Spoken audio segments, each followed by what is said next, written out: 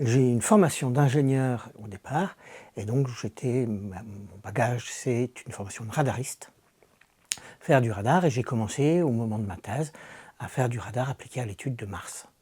Et de là, j'ai évolué vers plus de planétologie, avec en particulier le suivi de toute l'évolution de concert, le radar de la mission pour Rosetta. J'ai commencé dès l'appel d'offres, je finissais juste ma thèse, et j'ai fini dans l'analyse des données en 2016-2018. C'est comme ça qu'on a commencé à faire du radar pour les petits corps. Avant, on regardait plutôt sur les planètes, Mars, et puis on avait les idées déjà pour les missions pour les satellites galiléens, c'est-à-dire pour JUICE et Europa Clipper, qui pour l'un vient de partir et pour l'autre va partir bientôt. Et en fait, on a commencé à se dire, est-ce qu'on ne peut pas aussi utiliser un radar pour sonder une comète et pour étudier la structure interne de la comète. Ça a été un succès, on a été les seuls à faire vraiment des mesures sur l'intérieur, à avoir une information sur la composition et la structure interne de Churyumov-Gerasimenko. Et à partir de là, on a commencé à se dire, est-ce qu'on ne peut pas aussi faire ça pour un astéroïde? C'est comme ça qu'on a proposé, au sein de mon équipe, le radar pour Hera. L'instrument qu'on propose, qu'on a construit pour Jura, c'est vraiment l'héritier du radar développé pour la mission CONSER. C'est les mêmes concepts. Dès les années 2010, pour Rosetta, c'est un instrument qui a été fabriqué dans entre les années 95 et 2000. Donc dès les années 2010, on a fait des études pour faire un CONSER Next Generation, pour faire une amélioration de l'instrument, pour mettre à jour l'électronique. Et c'est l'instrument qu'on a proposé. On avait d'abord proposé ça pour la mission Marco Polo. C'était une des missions proposées dans Cosmic Vision. Et puis, on a proposé ça pour la mission Hera, quelques années après. Notre signature dans mon équipe à Grenoble, c'est vraiment de faire la connexion entre l'instrument et les sciences planétaires. C'est-à-dire d'être capable de construire un instrument qui répond à des questions spécifiques.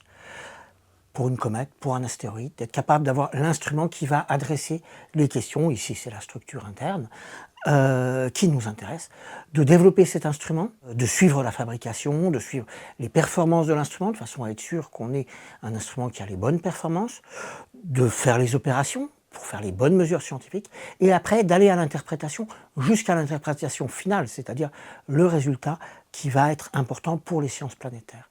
Et je dirais un peu notre marque de fabrique, c'est de faire cet aller-retour entre des choses qui sont plus thématiques, qui sont vraiment les questions de planétologie, jusqu'à des choses qui sont plus des concepts de radar, du traitement du signal, de l'analyse de données.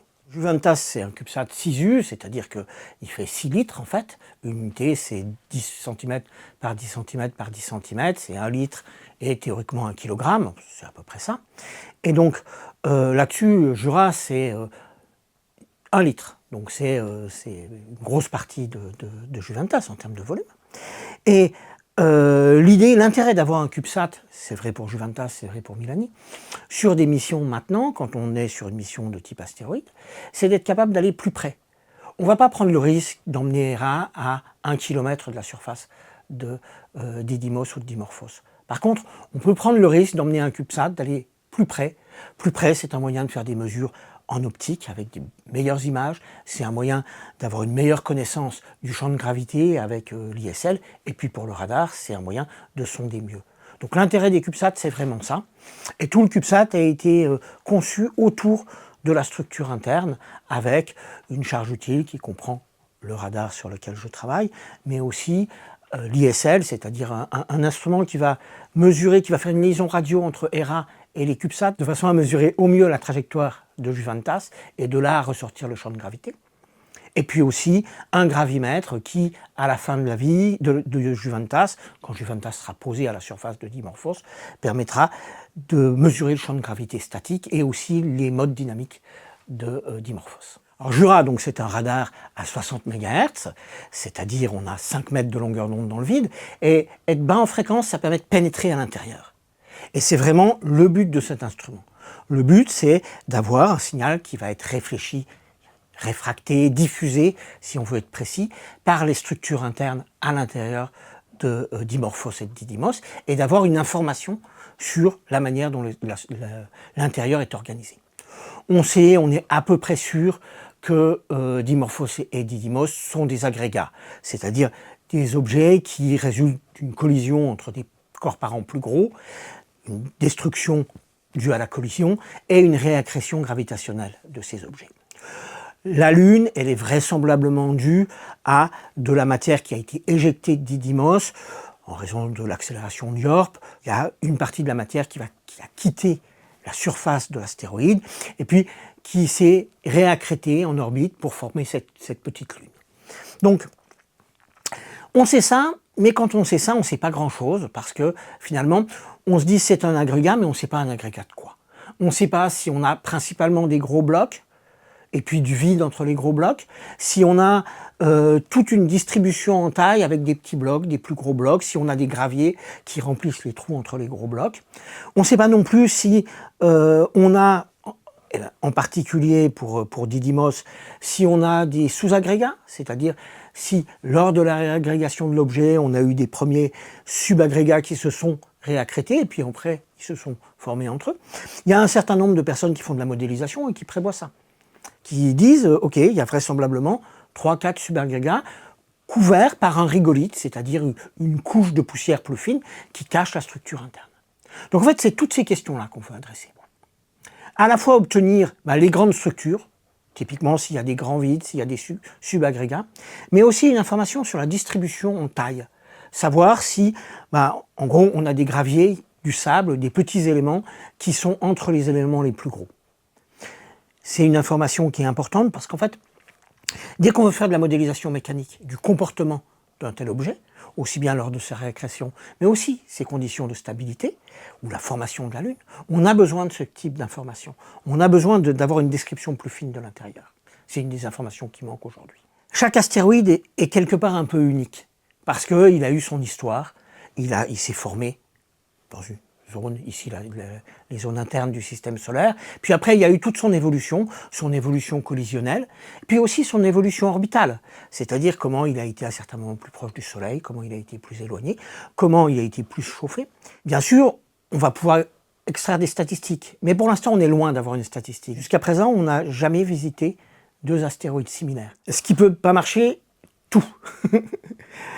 Faut bien être conscient qu'on est sur une expérience spatiale. Donc de toute façon, une expérience spatiale, c'est risqué. On est sur des CubeSats. Donc les CubeSats, c'est ce qu'on appelle le New Space, c'est-à-dire essayer de développer des missions spatiales avec un moindre coût, une période de développement plus courte, et puis c'est-à-dire des composants qui sont des composants ordinaires, un peu testés, mais qui ne sont pas des composants qui ont eu un processus de qualification spatiale complet, comme c'est le cas sur une mission classique. Donc, il y a beaucoup de risques. C'est le principe des missions spatiales. J'ai été sur des missions qui ont été abandonnées, je n'ai pas été sur des missions où il y a eu un échec en vol, mais on est tous conscients qu'il y a de toute façon ce risque. Qu'est-ce qu'on attend de Hera, de Juventas et de Jura? Alors, de Hera, je veux dire, je voudrais être provocateur, je dirais, pour Hera, on attend déjà Jura, parce que c'est clairement un des instruments novateurs, et on a vraiment l'espoir d'arriver à apporter des réponses qui changent complètement des réponses habituelles, qui changent complètement des missions qui ont été faites sur les astéroïdes jusqu'à présent. C'est vraiment, Jura est un des instruments clés de la mission Hera. Après, qu'est-ce qu'on veut faire avec Hera? Didymos et Dimorphos, surtout Dimorphos, ont été impactés par la mission DART il y a maintenant 2 ans. Et il y a eu beaucoup de résultats, beaucoup d'analyses de ça. Et un des buts de Hera, c'est vraiment de récolter un maximum d'informations complémentaires de façon à pouvoir avoir des résultats encore plus importants que ceux directement observés par DART.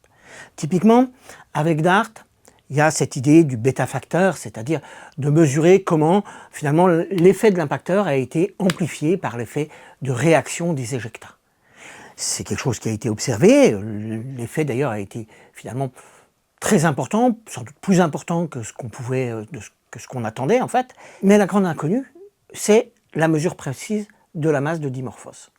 On n'a pas cette mesure aujourd'hui, et en fait, avec la mission Hera, typiquement, on va avoir cette mesure. De la même manière, si on veut avoir une information sur la densité du matériel, on n'a pas un modèle de forme complète d'Idymos, on n'a pas un modèle de forme complète d'Imorphos. Donc, on va avoir une observation beaucoup plus précise, infiniment plus précise, de l'état final après la mission DART. Et puis, entre DART et 2026, l'arrivée de Hera, en fait, cet objet, il va évoluer. Les gens qui font de la modélisation, certains prévoient qu'il va y avoir une reconfiguration complète de Dimorphos et que, en fait, on ne va pas voir de cratère.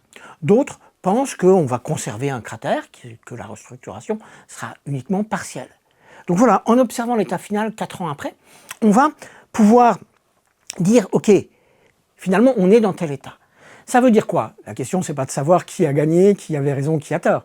La question est de savoir comment on a fait une modélisation, comment on a calculé l'évolution de Dimorphos après l'impact de DART, et voir quelle était la bonne simulation, c'est-à-dire quels étaient les bons paramètres à prendre en compte, c'est-à-dire comment est Dimorphos.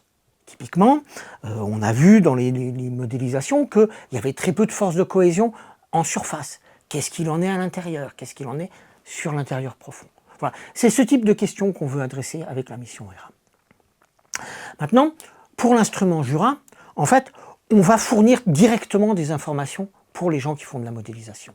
C'est-à-dire, on va pouvoir avoir finalement un état final disant, ok, on a un objet qui est plutôt homogène, ou on a un objet où on a vraiment une différence entre une partie et l'autre, avec à un endroit une densité plus forte, des plus gros blocs, moins de petits éléments, puis plutôt des petits éléments dans tel et tel secteur.